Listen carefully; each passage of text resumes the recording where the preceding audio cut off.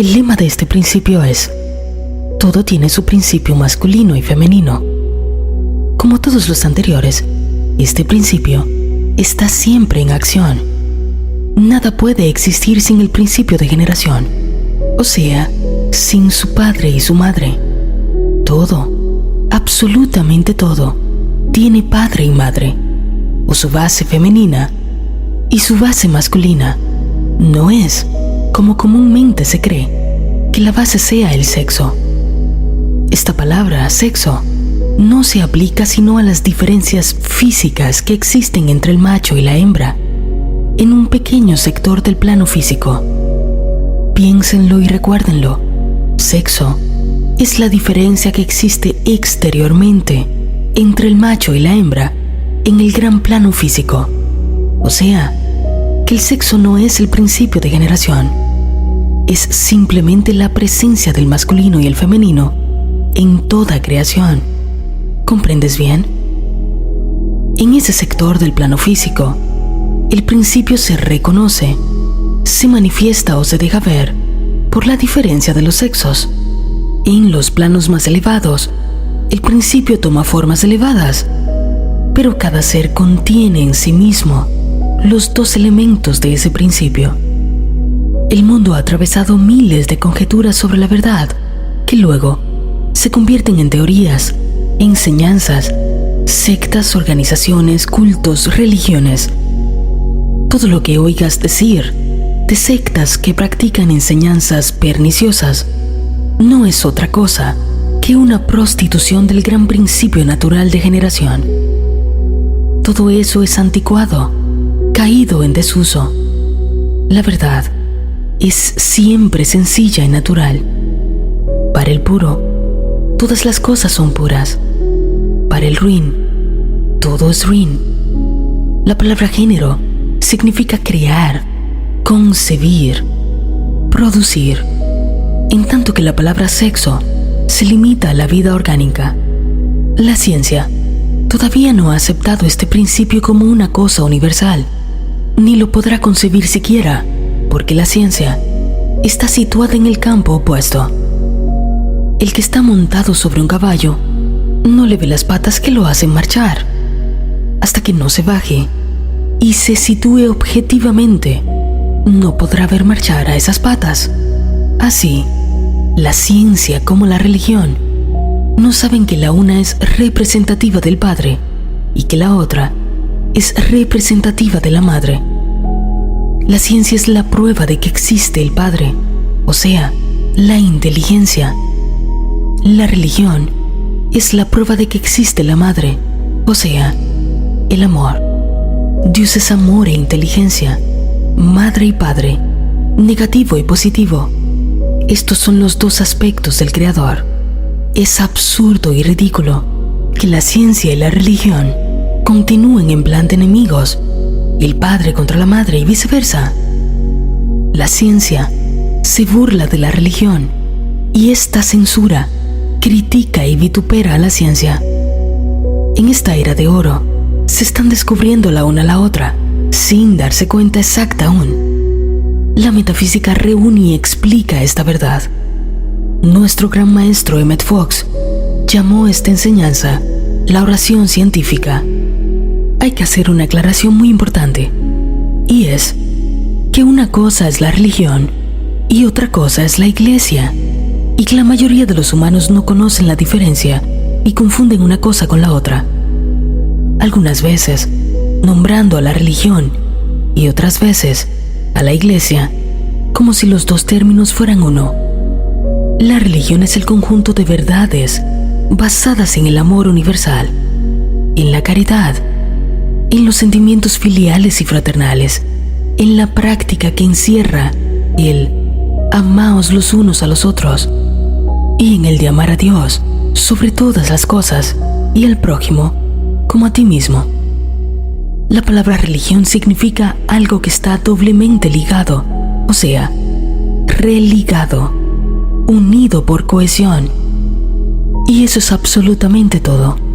Tampoco necesita algo más, ya que esa cohesión la logra el amor. Ya anteriormente, hemos dicho que la ley de atracción, adhesión y cohesión es el nombre que la inteligencia, o sea, ciencia padre, le da al amor. Amor es el término que el corazón, o sea, madre, le da a la ley que atrae, une y adhiere con tal potencia que nada puede separar. Todo lo que de allí se desprende, fervor, devoción, caridad, etc., son cosas típicas de la madre. El papel que desempeña la madre en una familia, religando y entrelazando a todos sus hijos por medio de su amor, sus cuidados, sus enseñanzas, su devoción, la atracción que ejerce sobre toda la familia, esa vibración que aún después de muerta sigue ejerciendo su influencia invisible, recordándole a todos que son hermanos ligados por un mismo padre y religados por una misma madre. Eso es la religión. La iglesia, en cambio, es un organismo, una organización humana creada por los hombres. El término viene de ecclesia, palabra latina que significa reunión, o sea, conjunto de cosas dispersadas. Lleva el objeto de reunirse para orar, practicar obras piadosas, enseñar, etc. Pero después de fundada la primera iglesia, pronto degeneró en un instrumento de amenazas, castigos, dogmas, reglas, indulgencias y permisos especiales, todo para obligar a una lealtad hacia ella, no hacia la religión, entiéndase, sino hacia las leyes que Iglesia impuso, leyes y obligaciones físicas y corporales, limitaciones, ritos y observaciones obligatorias, todas catalogadas por los escribas ordenados por esas iglesias, especialmente parafraseadas para confundir los términos iglesia y religión en las mentes ingenuas de los tiempos cristianos primitivos. ¿Comprendes ahora la diferencia entre iglesia y religión? Son muy pocos los que aman un conjunto de reglas duras, inflexibles, que se basan en el temor y la amenaza. Aún los que aparentan ser más adictos a la iglesia están solo aparentando los de labios hacia afuera, sintiéndose amenazados, pero en sus vidas privadísimas, sobre todo en sus ideas y sentimientos, actúan en forma totalmente opuesta. La ciencia, en cambio, actúa con toda la libertad que le conviene.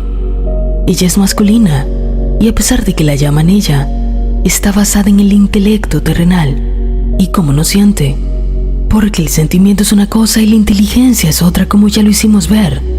Nadie la cohíbe, nadie la obliga, ni le pone trabas, ni leyes, ni reglas, ni castigos.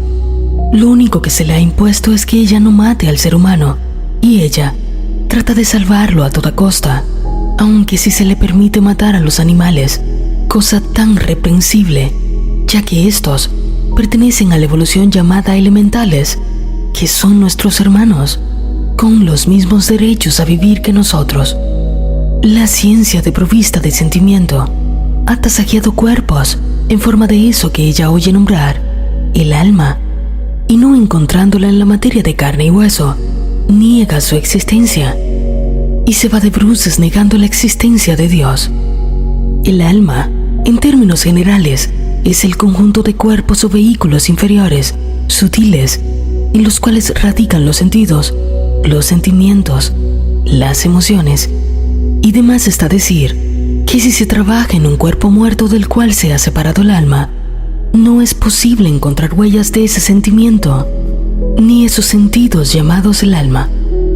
Sin embargo, ya la ciencia está descubriendo cosas que la hacen pensar en otro aspecto del asunto, ¿se entiende? Primero encontró que el átomo no es el fin de la materia.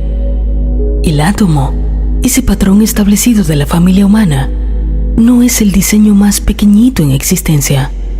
Todavía se puede subdividir en multitud de corpúsculos hermanos, hijitos, etc., repitiéndose el patrón establecido hasta el infinito. Claro, como es arriba, es abajo, y viceversa. ¿No dice así el principio de correspondencia?